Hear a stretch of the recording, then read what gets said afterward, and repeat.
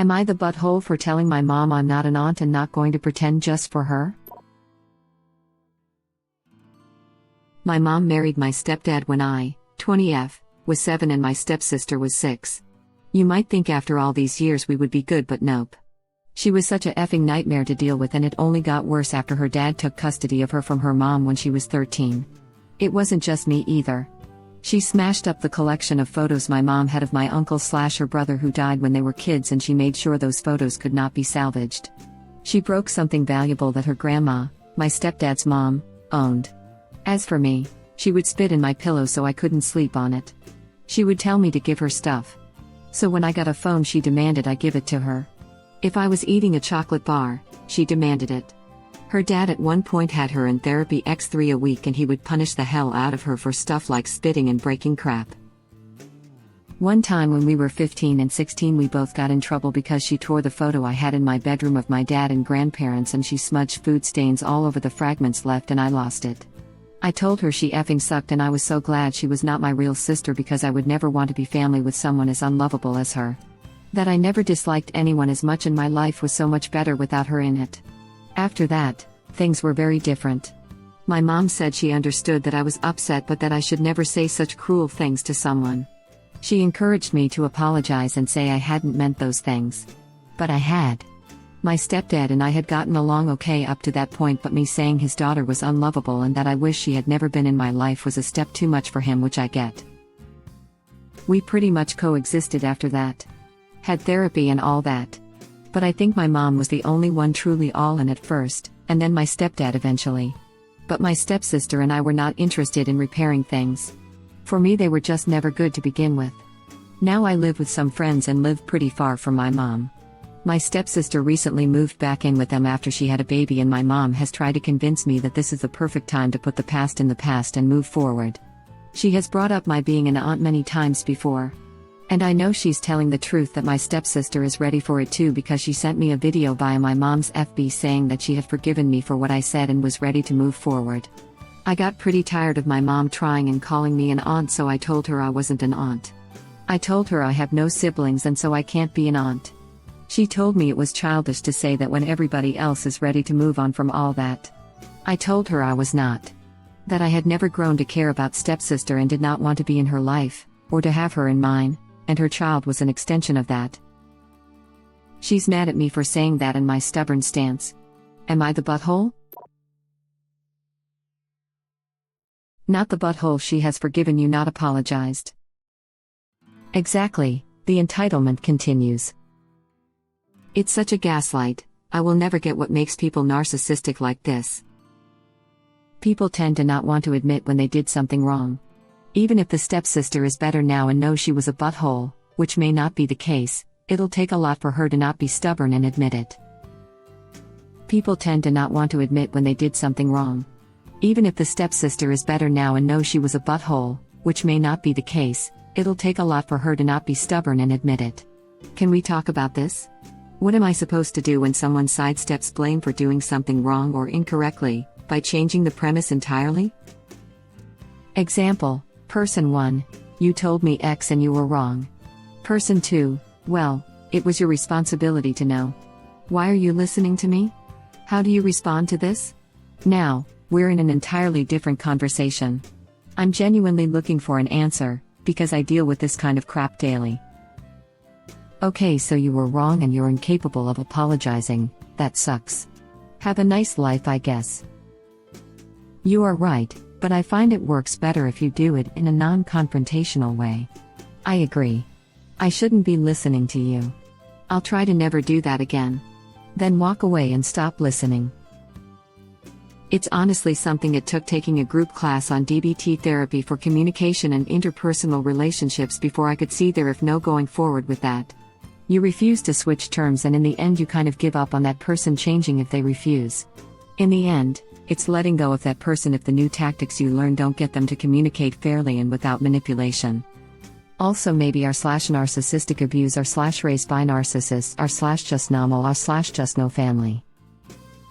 There are a couple of DBT, dialectical behavioral therapy, subreddits too, but I don't know if they're any good. r/self-help, Reddit link. That depends entirely on person A's objective. Some options in ascending order of desire to repair the relationship, understood. I will be more mindful to not discuss, or consider your opinion on, _topic_ in the future. Fine. Just thought you should know what happened, the truth. I listened to you because I valued your input. However, that advice led me astray and I am hurt that you do not seem to care. You cannot force someone to genuinely apologize, but you can make it clear to them you are hurt by their actions, and let them decide how they want to react. You can also force someone to bend to your will, demanding their apology, but that only serves to prove you are correct and is entirely destructive behavior. It doesn't feel good to admit fault. I've never met anyone who would say that admitting they're wrong made them feel good. And we tend to avoid bad feelings. The root of most these sorts of situations is icky and uncomfortable, and people as a whole really hate that experience.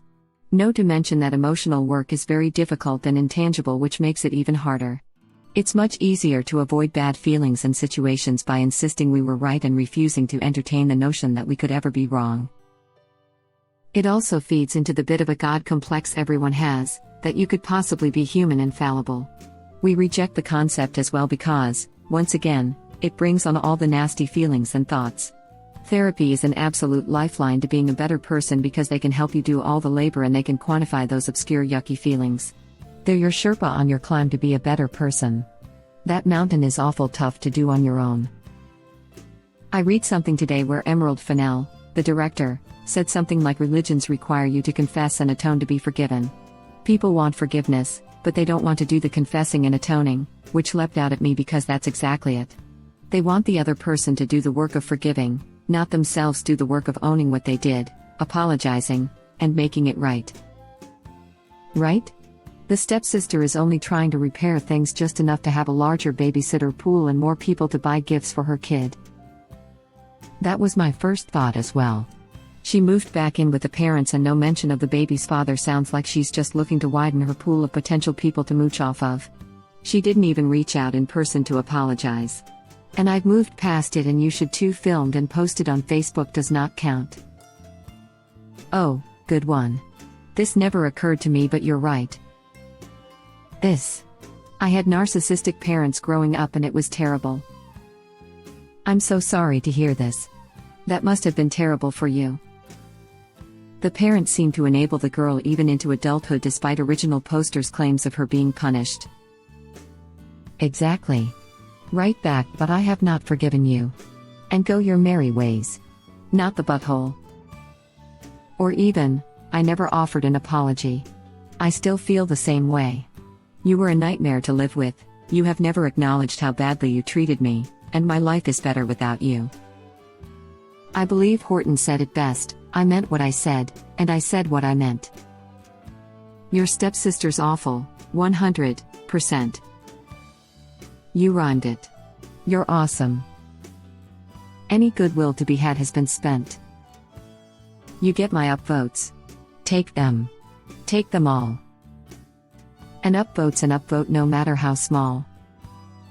Or, as Nene Leaks sagely observed, I said what I said. Did I stutter? And what original poster said wasn't some bullcrap. Glorious. Also not the butthole. I spit on your forgiveness the way you spit on my pillow. I may have a spiteful streak. Or a spiteful streak? Well played. This is it. TBH, I feel bad for the future daughter. She has a psychotic mum. Please accept the poor man's gold, sports medal. Exactly this. Yep. Forgiven her just enough to let the babysitting commence. Exactly what I thought when I read this. She just wants someone to help babysit when she's tired, and her way of telling original poster that she's forgiven shows that. If she truly wanted to mend things with original poster, then she would have started off with I'm sorry. Sorry, off topic I guess. I'm going to be honest here, neither my wife or I understand this relatively new thing where a mom, or family, needs so much help with a healthy newborn. When we had our kids from late 60s through 90s, no one ever thought to come over because Mr. and Mrs. Barning are tired and the baby is fussy. WTF? We don't get it. What parent isn't tired? Who doesn't want a babysitter when tired? The reality is that being tired is part of being a parent, and to demand or expect others to come make your life easier from the choices you've made is ridiculous. Are we the ones who are ridiculous? Do we lack empathy for new moms? Parenting is the most difficult job you'll ever choose to take on, and 'tis normal to want help. Hell, I wanted help. We all want help, but to expect and even get pissed when help isn't coming is just so entitled. I don't have words for it. I don't know, man. I think the American attitude of "you chose so you can suffer" approach to basically everything in life leaves all of us more tired, more isolated, and less happy. I think it's reasonable and actually pretty smart for people to want a community based on reciprocal support. That's not what's happening here, of course. Stepsister sounds dreadful, and original poster is 100% not the butthole to nope right out there. But in a generally loving family and community, why wouldn't you want to help people out and have them help you? And if you've been giving support, then I think it's reasonable to expect support and be mad/sad if you don't get it. Lol, we are both extremely off topic. Possibly, we don't even really disagree. If someone expects help but doesn't provide it to others and then gets pissed if it's not forthcoming, they'll. Too bad. The nuclear family approach to raising kids is relatively new and weird and hard, and benefits no one, unless you live in a bubble. Benefits no one? Yes, it does. It benefits people who wish to live independently with few close relationships. It is still in their interest for children to grow up healthy and not in poverty. Just my honest opinion on this: interacting with others usually leaves me tired. I stopped my parents from moving to the countryside back when I was a teen because the thought of my neighbors knowing me and having to interact with them made me sick. I pull my own weight, and unless someone explicitly tells me they want absolutely nothing in return, and I'll make them confirm that loud and clear, for example my mom, I'll never accept anyone's help. For me, that is enough justification that I'll turn others down when they need my help. That is not to say I won't help anyone ever. Helping can feel pretty good, and I do have friends I care about whom I would definitely help with certain problems. But the whole close community/family thing creeps me out, so I stay the F away from it. Thank you. Not the butthole, but everyone else is. Especially your mother and stepfather, who did nothing to stop your stepsister's cruel behavior, especially after she ruined precious photos of the deceased. Why on earth did they let her get away with so much? Original poster replies. She was punished, but it was not as if she cared all that much. Her dad was always grounding her, and he had her in therapy, but she just loved doing crap to hurt people she and her mom didn't like and didn't give two craps about the consequences as long as she got what she wanted. Like when she full on had my mom sobbing after destroying the photos of her brother. Maybe look into ASPD and see if that fits your stepsister at all. If not, then your sister is really extremely twisted. Why would having ASPD make her not twisted, exactly? Or maybe someone else's mental health is not her responsibility and it changes nothing for her. Don't tell someone to armchair psychoanalyze their stepsister. Random ass people aren't qualified to make those delineations, and if she's been in therapy since she was 13 or so, she's been seeing people qualified to make those diagnoses and they haven't. I mean, based on the information we have, stepsis has consistently tried to hurt people in irreparable ways her entire life just for the piss of it and has never once expressed remorse. Sounds like pretty sociopathic behavior to me. It's also possible that she'd been diagnosed as a sociopath and original poster either didn't mention it or doesn't know/wasn't told. A lot more blame needs to go to your stepfather. Something bad likely happened while your stepsister was with her mom, and it seems like he tried a combination of punishment and asking a doctor to fix her for him without actually acknowledging that your stepsister needed support both within therapy and at home and couldn't really be left unsupervised, especially around you. All that acting out and hurting people with no remorse seems like cries for attention from someone unable, for whatever reason, to communicate that something is fundamentally wrong and not being addressed. You can't use a therapist to fix the people in your life and make them behave how you think they should without acknowledging why they might feel or act as they do. As you know yourself, with them using therapy to try to make you like your stepsister without acknowledging what you actually had to go through with her, and you can't expect children to have the emotional intelligence to engage correctly with therapy or to be able to speak about everything. Your stepfather needed to try harder to figure out what was wrong instead of doing the same useless things and expecting everyone else to just deal with her, essentially giving up on her as a child. All this still doesn't mean you have to have a relationship with her, though. She doesn't want her baby to have an aunt. She wants another babysitter and for the world to revolve around her and her kid. She's forgiven you. For being absolutely done with how terrible she was? Your dad couldn't stand you calling her unlovable, but could what? Stand how she treated you? Him? Your mom? Your words were more hurtful than her actions. Hard pass. They can have their little nightmare. That her words were not in any way admitting to her own wrongdoing but meant to absolve you of your very justified anger means she has not changed. Oh, this was my thought too. They just want someone else around to babysit the kid. Edit, a word. Sounds like the dad really needed to be going to therapy also to learn how to better deal with her. Why was she removed from her mom's custody? Original poster replies. Her mom was a pretty bitter and nasty person from what I know. I know there had been a constant back and forth for many years.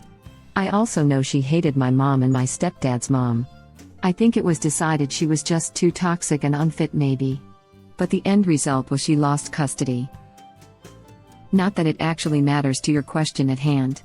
You are not the butthole for not wanting to have a relationship. The girl never even reached out and apologized, so she probably would not be a healthy addition to your life. I was just wondering if some of her behavior was because of her being removed from the mom at 13 or if the mom was the source of the behavior issues. Did you point out to your mother that she never apologized? And by saying, "I forgive you" without acknowledging any responsibility shows that she never changes? Sounds pretty unlovable to me.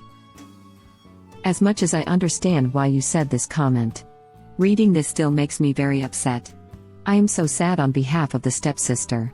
That little girl needed so much love from a caregiver in her life, not from Original Poster. Original Poster was also a child, not stepsister's caregiver. I see so much emotional neglect. The stepfather and mother really messed up big time with both daughters. People really seem to have no clue how emotional neglect can affect a child and how acting out as a child screaming that something is wrong, not that they are simply bad or psychopathic. It's extremely telling that Original Poster lashing out and calling the stepsister unlovable was a huge trigger for her, and that feeling probably fueled all of her harmful behavior in the first place. Sending your kid to a therapist is not a substitute for making sure they know that they are loved by their caregivers. It sounds like they tried. Therapy 3x a week is doing something. Clearly the girl has issues, mental health, abuse or otherwise. Thank you for watching. Please subscribe to be the first to know about Red Rabbit Reader's new videos. If you like our videos, please like them on YouTube and share them with your friends. We welcome your comments below. Press to start another of our videos.